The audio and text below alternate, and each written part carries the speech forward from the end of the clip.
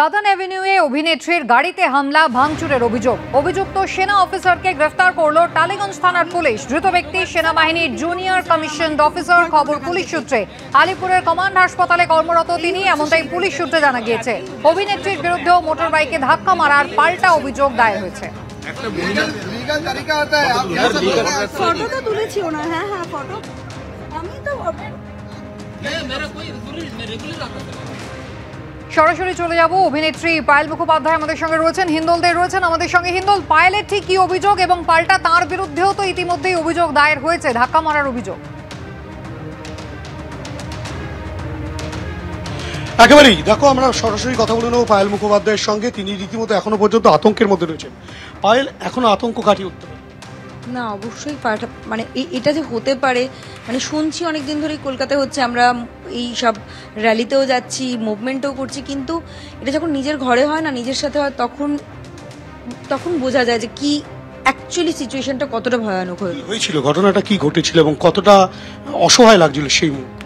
দেখুন, সন্ধ্যে 6:30টার ঘটনা, সেটা লেক এভিনিউর ওখানে, একটা জনবহুল জায়গা। এইরকম একটা ভর সন্ধ্যেবেলায় আমার পাশ থেকে একটি গাড়ি গেল, বাইক, যেটি আমাকে একটা বাম্পারের ওখানে ক্রস করে আমার সামনে এসে দাঁড় করায়। সিনেমার মতো আমি দেখছি যে ছেলেটি আসে, আমাকে এসে কাঁচ নক করে, নামতে বলে।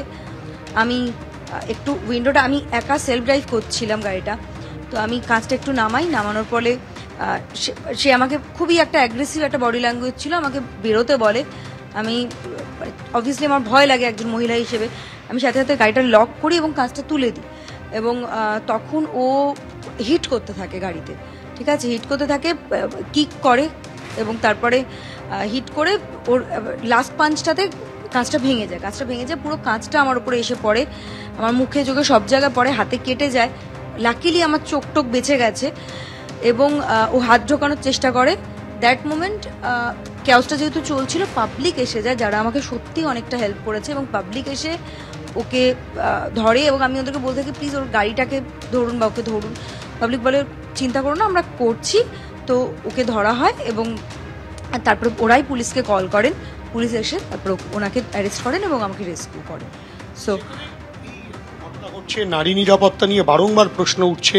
তারই মাঝে কালকে আপনাকে যেভাবে হেনস্থা করা হলো, আপনার গাড়ির কাঁচ ভাঙা হলো, কতটা আতঙ্কের। এবং যেটা আরজি করের ঘটনায় একজন যাকে গ্রেফতার করা হয়েছে, সঞ্জয় রায়, তিনি সিভিক ভলেন্টিয়ার, কলকাতা পুলিশে ছিলেন সিভিক ভলেন্টিয়ার, এবং এই ঘটনায় পুলিশ যেটা বলছে যে তিনি একজন সেনাবাহিনীর জওয়ান রয়ে।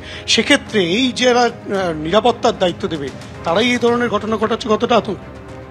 উনি শুধু বলেছেন তাই না, সেনাবাহিনীর জওয়ান, উনি যারা উইটনেস ছিলেন ওনাদের কাছ থেকে আমি শুনলাম, উনি বলেছেন যে হাম তো আর্মি মে ক্যা কর লেঙ্গে, এরকম একটা ওনার অ্যাপ্রোচ ছিল।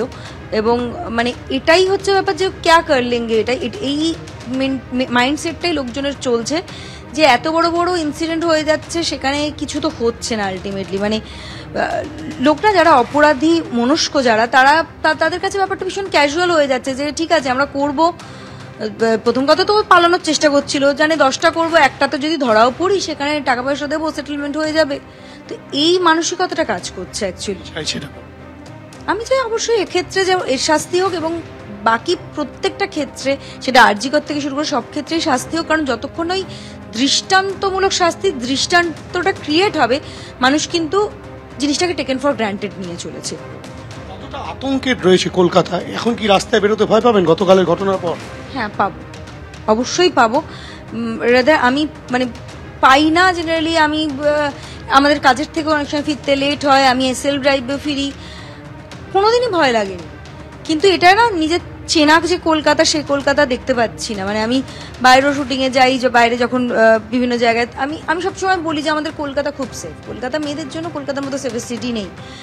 কিন্তু এইভাবে যদি কেউ দিনে দুপুরে চড়াও হতে পারে, মানে আমি তো কালকের পরে আমি রাত্রে একা বেরোতে ভয় পাবো, যে আরেকটু লেটে হলে 9টা 10টা, তখন তো রাস্তায় লোক থাকবে না। কালকে তো লোকরা ছিল, তারা আমাকে বাঁচিয়েছে, নাহলে তো অনেক কিছু হতে পারতো। যখন ও কাঁচটা ভেঙে দেওয়ার সাহসরাও আমাকে টেনে হিঁচড়ে বার করতে পারতো, আমাকে মলেস্ট করতে পারতো, অনেক কিছু হতে পারতো, কিন্তু লোকজন এসে আমাকে বাঁচায়। তো সেই জায়গা থেকে এটা তো চেনা কলকাতা নয়। আর এটা তো আমি অবশ্যই আমি ভীষণভাবে, আমি দ্যাট মোমেন্ট আমি মানে এক্সট্রিমলি ট্রমাটাইজড হয়ে গেছিলাম, যে এইভাবে এরকম একটা কলকাতার বুকে কি করে হতে পারে। অভিনেত্রীর কথা একেবারে স্পষ্ট, তিনি কিন্তু রীতিমতো আতঙ্কে। আগামী দিন তিনি নিজে গাড়ি নিয়ে বেরোবেন কিনা সেই নিয়েও ভয় পাচ্ছেন, এবং তিনি গতকালের যে ঘটনা, সেই গতকালের ঘটনায় রীতিমতো আতঙ্কের মধ্যে রয়েছেন। তিনি বাড়িতে রয়েছেন এবং তার পরিবারের সদস্যরাও যথেষ্ট আতঙ্ক। কিন্তু পায়েল, একটা প্রশ্ন, সেখানেই সেনা জওয়ান পাল্টা আপনার বিরুদ্ধে একটা অভিযোগ, আপনি গাড়ি ধাক্কা। দেখুন, আমার কিছু বলার নেই, পুলিশ বলবেন। উইটনেসটা অলরেডি যেটা বলেছে আমি লাইভ ভিডিওতে দেখিয়েছিলাম। আমি লাইভ ভিডিওতে আমার গাড়ির অবস্থাও দেখিয়েছি, ওর বাইকেরও ফটো দেখিয়েছি, ভিডিও দেখিয়েছি, উইটনেসদের বক্তব্য দেখিয়েছি।